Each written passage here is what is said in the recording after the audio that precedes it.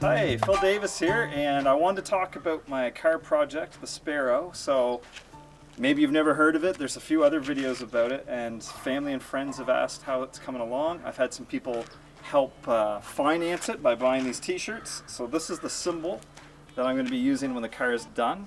And the car is called Spero, which is Latin for I hope. And it's not spelled like Sparrow the bird. So I just wanted to show you a few things before I put it away for the winter.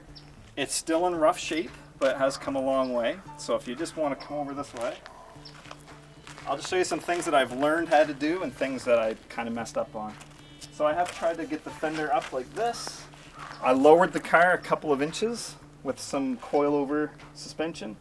And I had fun this morning trying to find the gap for the hood, but I did. It wasn't too bad, so I could pop the hood up. One thing I am going to fix about it is right down here. I think the bumper needs to go in more, and it's hanging out here a little too much. So I'm gonna trim maybe a couple of inches off the front. Obviously this side's not done. And one of the nice things about bringing it outside today, if you want to back up a little bit maybe, is getting to see it outside has really changed the way I look at it. This piece right here, I think it needs to be moved this way a little bit. Okay, so another couple things I'll show you about the car that's kind of fun. If you know Celicas, they usually have a scoop right here. I'm not going to have that on the Spero. I'm going to have it all covered over. I'm going to put a couple of little things right here. You can come around this way. I want to make it just low enough. This is actually something I measured, so that I can get my my jack underneath this. So I've got to bring it up a ½ inch in order for my jack to actually fit underneath it. And if not, that's okay, because I can always pull it up on wood anyway, so I can get underneath of it. Keep coming this way. I'm toying with the idea of putting in some little slits right here, kind of like Ferrari Testarossa, but not as many. Maybe like 3 or 4 little things right here. And this needs to be shaved down as well. It's still a little too thick for my liking. Yep, you can come right around over here. So something that I thought was going well until I brought it outside, I thought the back looked nicely proportioned, but now I think it's a little bit too narrow. So I do like the way the taillight looks. It's not in there tight just yet, it's just foam. I just tuck it in there.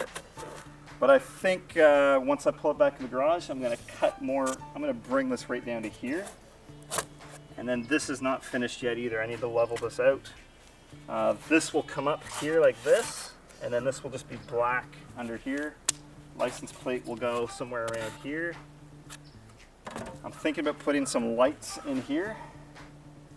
And then if you want to see how bad the other side looks, you can come around to this side. So this is where you can tell it's a Celica. And this is how it all kind of starts. So I did actually, I took the rear bumper off. I did take a grinder and I cut the fenders because the wheels wouldn't fit if I didn't do that. So I did that to the front and the back. And that's it.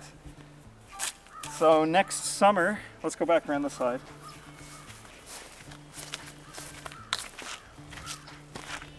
Yeah.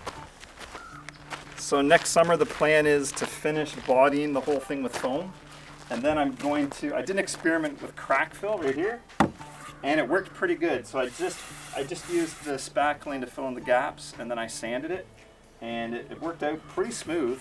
So I'll do that with the whole car, and then I'll fiberglass over top of that, cut my panels, take all of the foam off, glue the fiberglass to the car, and it'll be what's called a rebody. And that's it. If you have any questions, ask away.